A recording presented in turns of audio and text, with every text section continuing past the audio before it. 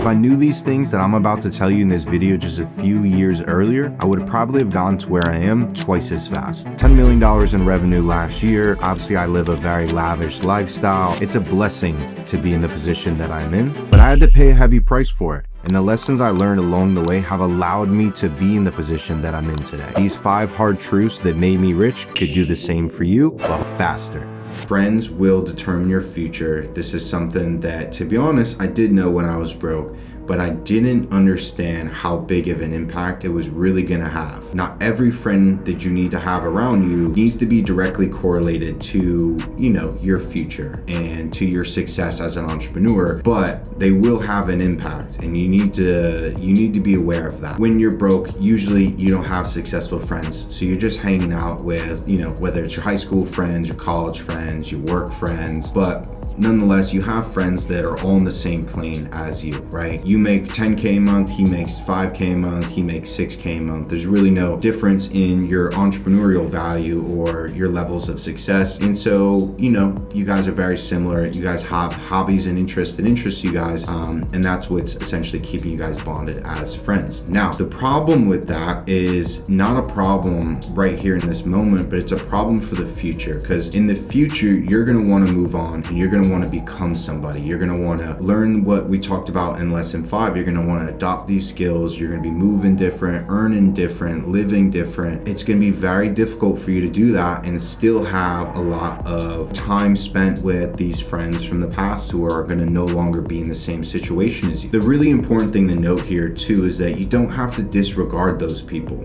Okay, you don't have to say, okay, I'm not fucking with you anymore because you're doing this. You may stop relating to them, and that may just create distance in itself, where it's like, okay, well, we're just not that similar anymore, and it's kind of awkward, and we don't really have anything to talk about. We don't really think the same way. But you don't have to push them out of your life if the way that they eat doesn't align with the way that you eat, and you're really trying to be healthy. That's something that's very important to you. Well, you just don't be around your friends when you're eating. And you know what I mean? If they're not successful and they're not driven and ambitious and wanting to learn things and discuss new ideas, that's fine.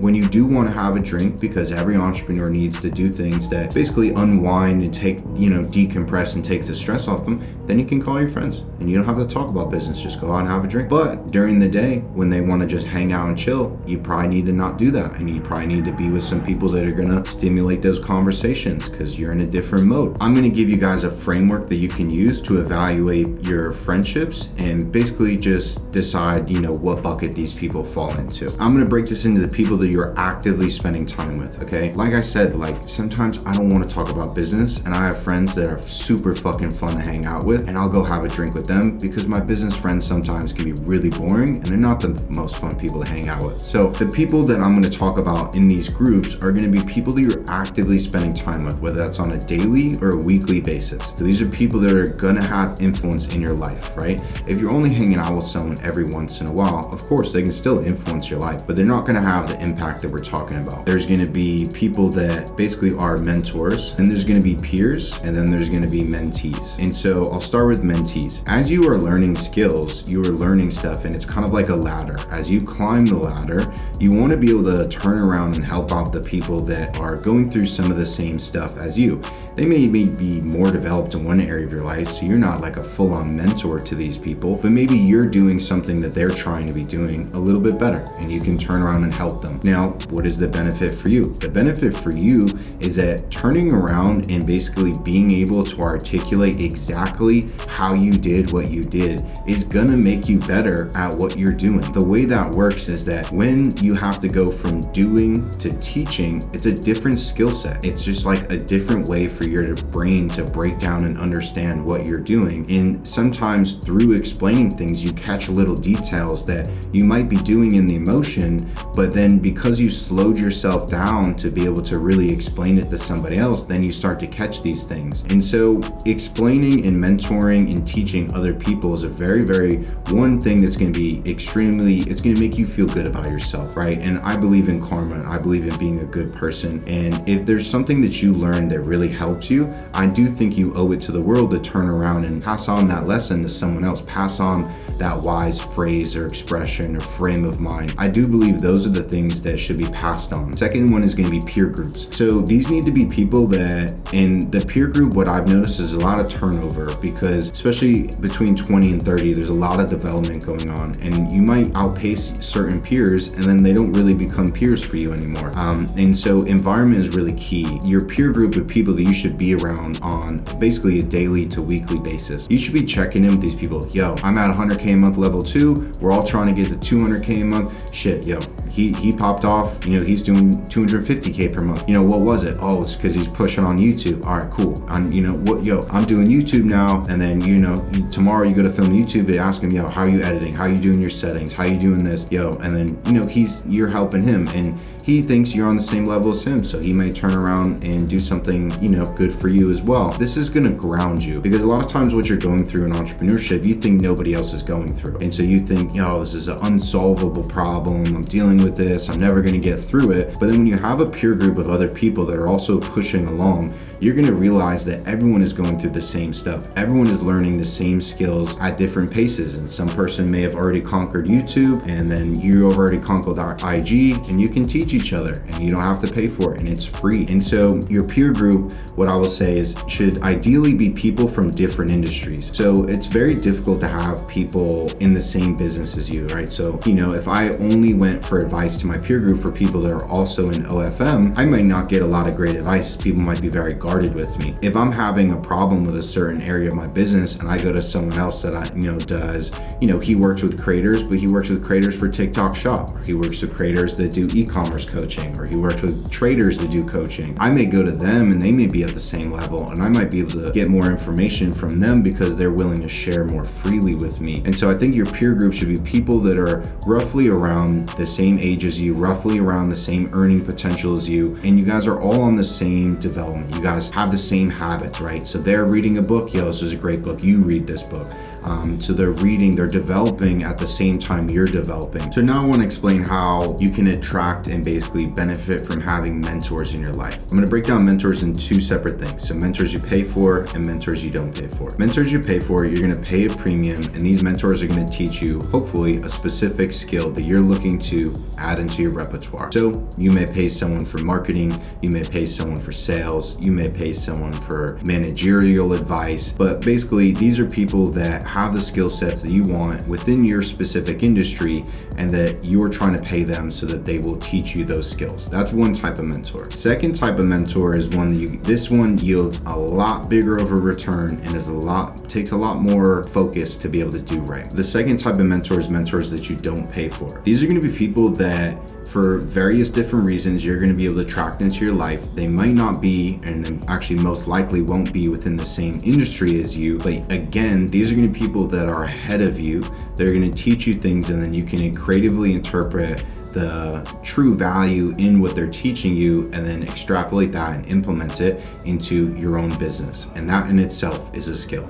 But you need these people around you. You need people that you can check in with that are kind of your North Star, that are successful, and you idolize these people and you want to emulate their good behavior. And so one of the things that mentors do for me personally is that, when I was coming up and there was so much stress, I could check in with mentors. Now, this is something you need to be very conscious of. You can't just go to your mentor and dump all your stress, but you can go to your mentor and just say, like, I'm dealing with this. This is the way I'm looking at it. This is how I'm trying to solve the problem. Do you think that's the right way to do it? There's no avoiding the hard work. So a lot of times these mentors or older guys, they say, like, listen, that's just something you're gonna have to figure out. But what they do is they normalize it. And sometimes, these things that you're experiencing as an entrepreneur, they don't feel normal. You've never dealt with them before, and they feel very scary, and that can make you lose your love for entrepreneurship.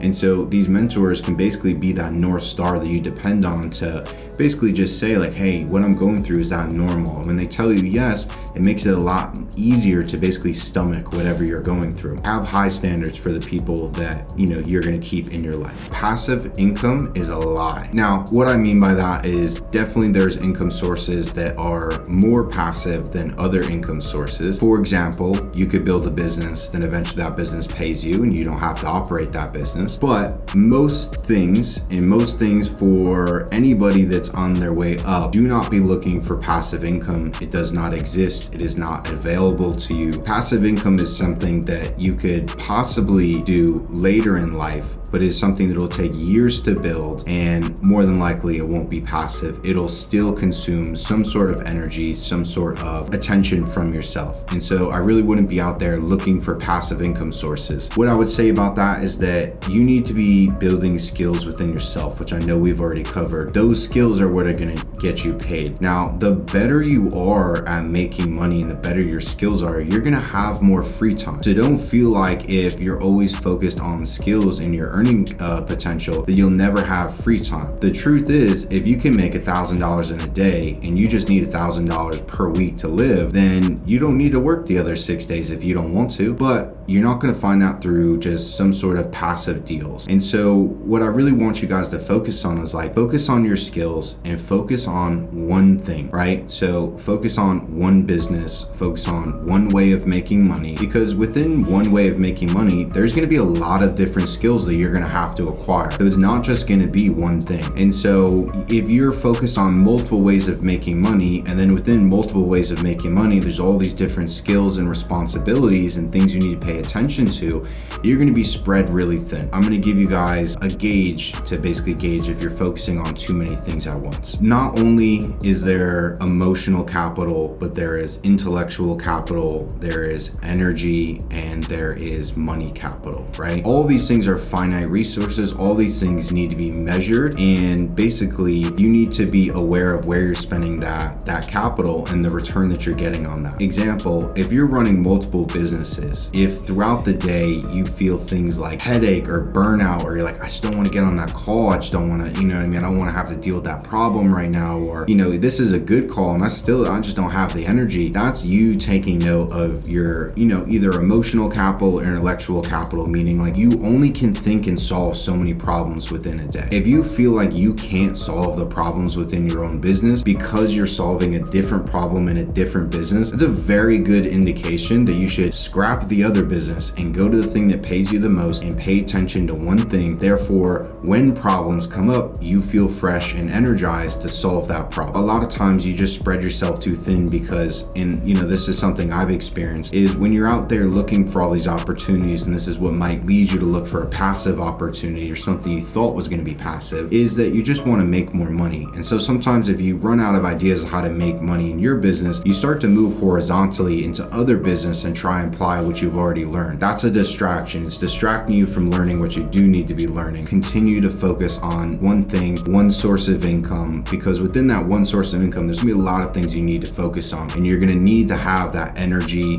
You're gonna need to have that emotional capital available, so that basically when you're spread thin, you have a problem in all businesses. Okay, you may have the energy to solve the problem in the first business, but by the time you're on the third thing, you're gonna be so burnt out and exhausted that you're not gonna be able to do a good job. And so you need to make sure that you have money in the bank, and energy in the tank to solve any of the problems that you're dealing with on a day-to-day basis. This lesson is going to be working hard isn't enough. And this is something that I really wish I understood when I was broke, because I worked too hard. The reality is hard work is an absolutely necessary quality to be successful, and you're going to have to work hard at anything that is worthwhile to attain. However, working hard is not the number one variable, and I definitely think it's something that you should be wary of, because when you're broke, working hard is the thing that is attainable. It's the thing that you can implement and do. It's the controllable variable for a lot of you. And so a lot of you, like myself, are probably gonna lean on working hard a little too much. So you need to work smarter. You don't always wanna be working hard. Listen, there's a lot of ways to solve problems. Running through every problem and just running your head into the wall, trying to just physically push through the problem, is not always the best way to handle things. Listen, when you're broke, what does everyone tell you? Work hard, work hard, work hard. You climb the ladder, work hard, they'll keep you around, work hard.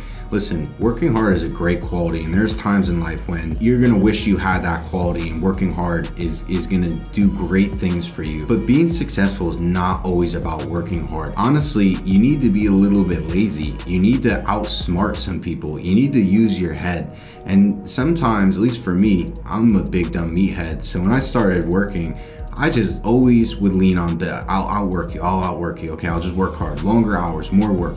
It's not always what's gonna get you the results that you desire. There is parts of business that are strategic. There are times to be calculated. There is risks to be managed and things to be done that cannot be solved just by hard work alone. And so although hard work is a great quality to have and a necessary one, I would be very hesitant to make sure that you are not working hard all the time. You do need to be working smarter as well as working hard, because if you don't work hard on the right things, you don't know what to work on, then it doesn't matter how hard you work, you're still not going to yield the results that you want. If working hard is great, but if there was a way to simplify things and do it more efficiently, then working hard is not that great, and you would rather be doing things efficiently and then work hard on something else. Or you'll have now more time to work on something else because you chose to work more strategically and efficiently than just be an idiot that is just trying to work hard, put in hours, grind 24/7. You're gonna have to learn how to run a schedule and get things done fast and smart and effectively, because you know what, you may feel like you have all the time in the world at 18 to 25,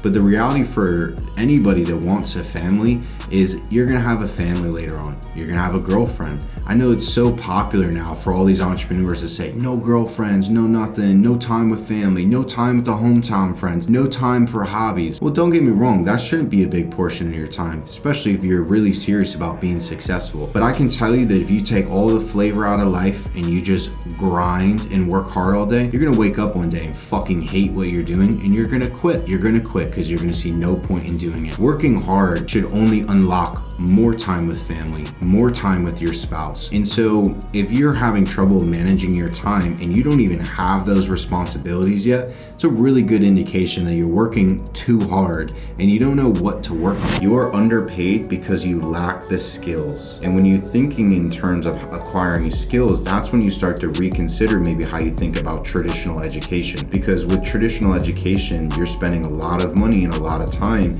and you may not want the skills that they're essentially providing for you. I don't know if I really want the skill of marketing taught by a person that hasn't been worked in marketing, in the last 10 years. To me, that makes no sense. You need to be able to figure out, okay, what is the skill that I need to keep growing? Who can teach me that skill? How much is it going to cost for me to get them to teach me that skill? Fourth part is, now that I learned that skill, how quickly can I implement and get the results, of the person that I learned from, or get the results that I desire? Going through those 4 steps is really, really important. And the more you get better, and like the meta skill in that is how good you can get at doing that process. Is basically hitting a bottleneck, evaluating the situation, finding out who in the marketplace can fix that for you, figuring out a price, finding a way to pay for that price tag, because sometimes it ain't cheap, and then implementing, getting that result so that that investment now starts to yield a return and your business can grow. And that's a skill set in its own. Throughout your career, you're constantly going to be hitting these skill ceilings. This doesn't just have to relate to business. To be honest, you can experience this in your personal relationship. Why do I not feel more connected to my partner? Well, there's probably skills in that. There's skills of empathy. There's skills of vulnerability that you need to learn and build up so that you feel more comfortable doing those things. And that's going to yield you what you want, which is a better connection with your partner. And so this really applies for all areas of your life,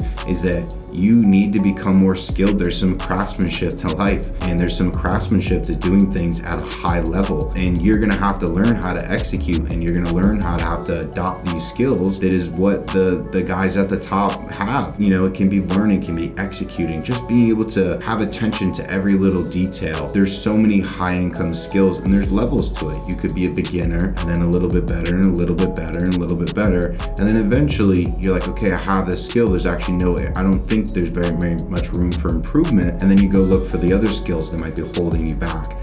And that'll unlock some growth for yourself. So advice to my younger self: entrepreneurship and your development is all going to be based around your skills and how quickly you can essentially learn and evaluate what is the skill that's missing, learn that skill, implement that skill, and then get the result and continue on growing. The fastest way to get rich is to learn from the rich. What I want to explain here, and it's especially true in at least what I do, which is mostly trading and social media and these creator agencies, we want to recreate and do the things that we already know are making people successful. So many times we want to come in, and I've talked about this in other videos, but there's a balance between the capitalist and the creative inside of us. And so some of us want to lean too far into the creative side of us, and it gets us into trouble. We just start reinventing the wheel in unnecessary ways. And it's really just a terrible habit when it comes to being successful or trying to become successful. The key there is that you want to be recreating and emulating the things that already are making people successful. So a really easy way to look at this is like, look at social media. What works on social media gets a lot of views. If it gets a lot of views, everybody sees it. And you